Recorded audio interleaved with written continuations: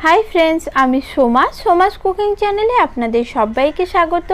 आज आमी आपनादेर मोल्ड छाड़ाई बानिये देखाबो मालाई कुल्फी। खूबई अल्प उपकरणे ओ खूबई सहज पद्धतिते आपनारा एई मालाई कुल्फी बाड़ीतेई तैरी करते पारबेन। बानानोर समय शुधुमात्र किछु प्रोसेस ठीकठाक फलो करलेई दोकानेर मतो एकदम पारफेक्ट मालाई कुल्फी बाड़ीतेई तैरी करे नेওয়া যায়।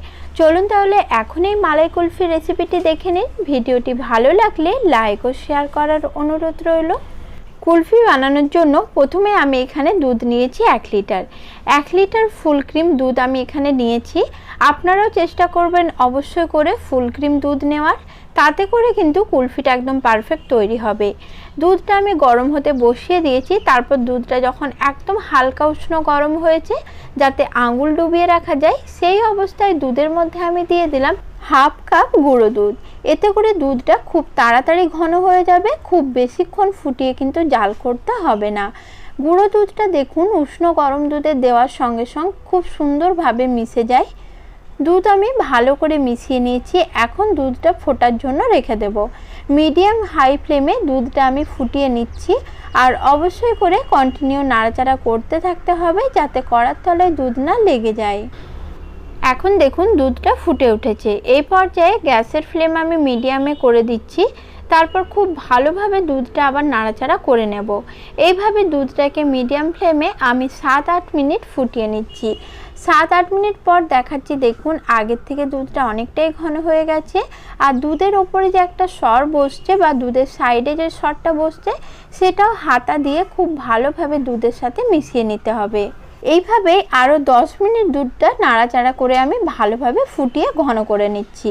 অন্যদিকে একটি ফ্রাই প্যান বসিয়েছি আর এর মধ্যে দিয়ে দিচ্ছি 5 চামচ চিনি। কুলফিটা যে যেমন মিষ্টি করতে চান সেই অনুপাতে চিনিটা দেবেন। তবে আমি যে চিনিটা দিয়েছি তাতে কুলফিটা খুব বেশি মিষ্টি হবে না, একদম হালকা ঠিক দোকানে যেমন হয় সেরকমই মিষ্টি হবে। এখন দেখুন চিনিটা গলতে শুরু করেছে। এই পর্যায়ে আমি নাড়াচাড়া করছি না, চিনিটা আরও ভালো করে গলিয়ে নেব। যখন দেখবেন চিনিটা পুরোটা গলে এসেছে তখন আরেকবার ভালোভাবে হাতা দিয়ে নাড়াচাড়া করে নিতে হবে। আর বাকি যেটুকু চিনি রয়েছে সেটাও আমি গলে যাওয়া পর্যন্ত অপেক্ষা করছি। তবে ক্যারামেলটা খুব বেশিক্ষণ রান্না করা যাবে না, তাতে করে ক্যারামেলটা তেতো হয়ে যাবে আর বাজে একটা গন্ধ আসবে। তাই চিনিটা পুরোপুরি গলে যাওয়া পর্যন্ত রান্না করে নিলেই হবে। এখন দেখুন পুরো চিনিটা খুব ভালোভাবে গলে গেছে আর ক্যারামেলটা আমার তৈরি হয়ে গেছে। এর চেয়ে বেশি আমি আর এই ক্যারামেলটা রান্না করব না। অন্যদিকে দুধটা ফুটিয়ে আমি 10 মিনিট ঘন করে নিয়েছি। এখন দেখুন আগের থেকে দুধটা অনেকটাই ঘন হয়ে গেছে, প্রায় ফুটে হাফ হয়ে গেছে।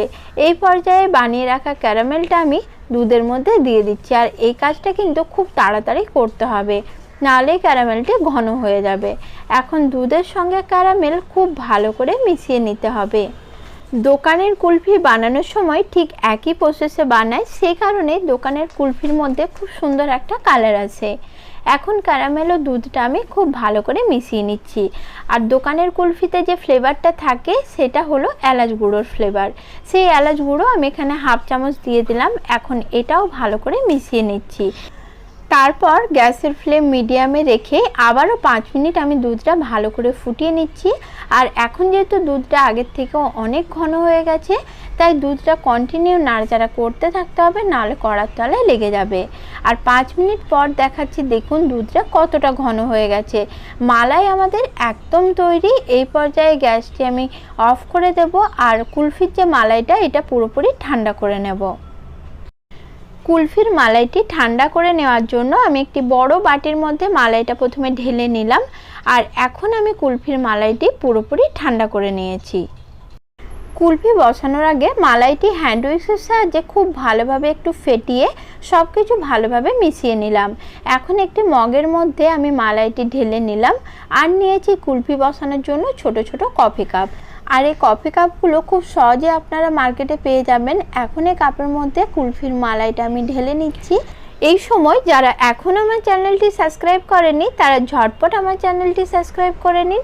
এতে করে আমি কোনো নতুন ভিডিও আপলোড করার সঙ্গে সঙ্গে ভিডিওর নোটিফিকেশান আপনাদের কাছে পৌঁছে যাবে। এখন আমি প্রতিটা কাপের মুখ এইভাবে সিলভার পেপার দিয়ে বন্ধ করে দিচ্ছি। আমি ছোট ছোট সিলভার পেপার সাইজ করে কেটে নিয়েছি। আর খুব ভালোভাবে কাপের মুখটা কিন্তু সিলভার পেপার দিয়ে বন্ধ করে নিতে হবে। এইভাবে সবকটা কাপের মুখ সিলভার পেপার দিয়ে বন্ধ করার পরে ছুরি দিয়ে আমি কাপের ওপরের পেপারটা অল্প একটু ফুটো করে নিলাম। আর এই ফুটোর মধ্যে আমি আইসক্রিমের যে কাঠিগুলো রয়েছে সেগুলো কিন্তু এইভাবে দিয়ে দেব। আর এরপর আইসক্রিমগুলো জমে যাওয়ার জন্য আমি ডিপ ফ্রিজে রেখে দেব 7 থেকে 8 ঘন্টার জন্য। সারা রাত্রি আইসক্রিমগুলো আমি ডিপ ফ্রিজে রেখে দিচ্ছি। আর পরের দিন বের করে আপনাদের দেখাচ্ছি এগুলো ঠিক কীরকম তৈরি হয়েছে। প্রথমে কাঁচি দিয়ে কাপটা আমি কেটে আইসক্রিমটা বার করে নিচ্ছি। আর দেখুন কতটা সুন্দর তৈরি হয়েছে, একদম দোকানের মতো। খেতেও জাস্ট দুর্দান্ত লাগে। এরকম গরমে যদি এই কুলফি বাড়িতেই তৈরি করে নেওয়া যায় তাহলে পরিবারের একসঙ্গে খুব মজা করে খেতে পারবেন। এইভাবে সবকটা কুলফি আমি বার করে নিয়েছি। আমার তো কুলফি একদম তৈরি। আপনাদের রেসিপিটি কেমন লাগলো কমেন্টে আমাকে অবশ্যই জানাবেন। নমস্কার বন্ধুরা, সকলে ভালো ও সুস্থ থাকবেন।